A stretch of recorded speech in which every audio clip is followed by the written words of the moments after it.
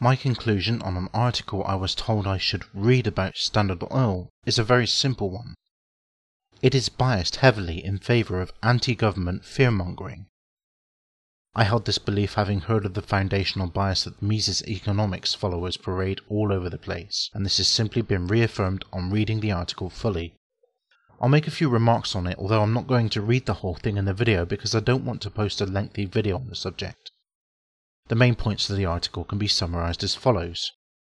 The 1911 Standard Oil case is surrounded by mythology.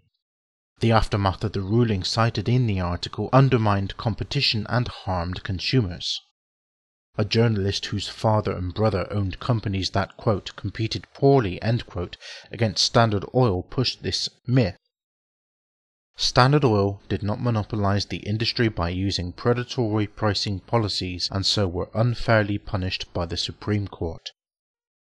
The author can't possibly imagine how an offer willingly accepted by consumers would be unfair to them absent of, and this is my favourite, fraud or force. Yep, force is used once again by these people. John McGee studied this case in unprecedented depth. Now there's an argument from authority if I ever heard one. Not to mention that this article also went as far as to take the statement Standard Oil did not use predatory price cutting to acquire or keep monopoly power as supposed evidence that monopolies cannot happen without government legislation. Predatory pricing costs more to the company employing the practice than it does to consumers.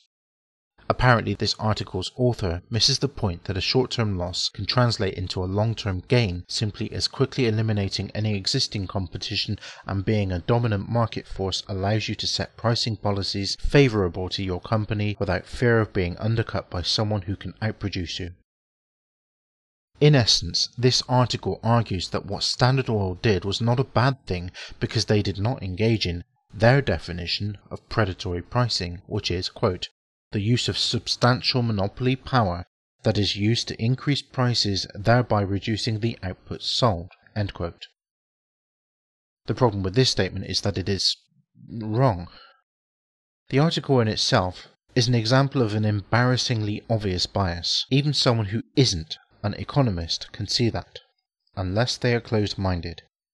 Now, one of the first things that the article even did was poison the well by asserting that Ida M. Tarbell, an American author and journalist, was the daughter of a man whose company, quote, performed poorly, end quote, in relation to Standard Oil, and therefore insinuated that she therefore pushed this, quote, myth, end quote.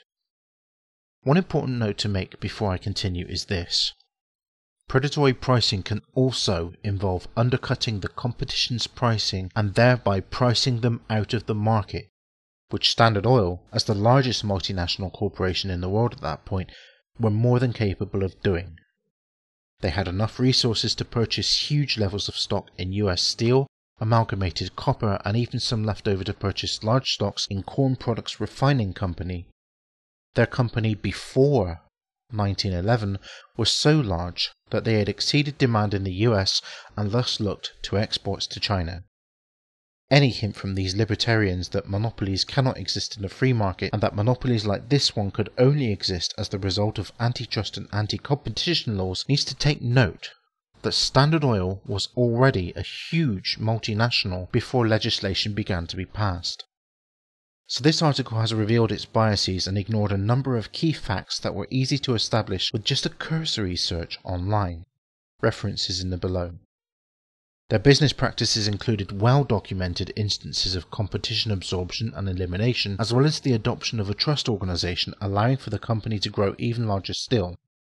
By 1906, Standard Oil had acquired a huge amount of their competition, at least 5 years before the Supreme Court put a halt to their meteoric expansion. The history is listed on the article attached in the below bar, which, unlike the Mises Institute opinion piece, includes references to all cited claims unless otherwise stated in the article itself. You see, Wikipedia has been very useful in making sure that claims made are either cited or are clearly marked as requiring citations, and the article on Standard Oil is no exception. So why the video?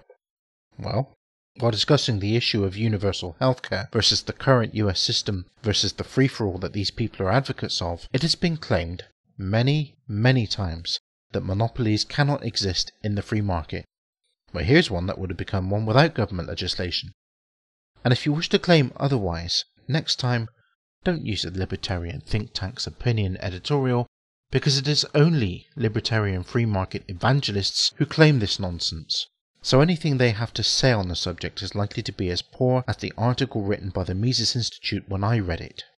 I suggest everyone else go read it for themselves and take special note of their accusation of fearmongering by the government, shortly followed by their own fearmongering of what the government can do if they are allowed to continue legislating.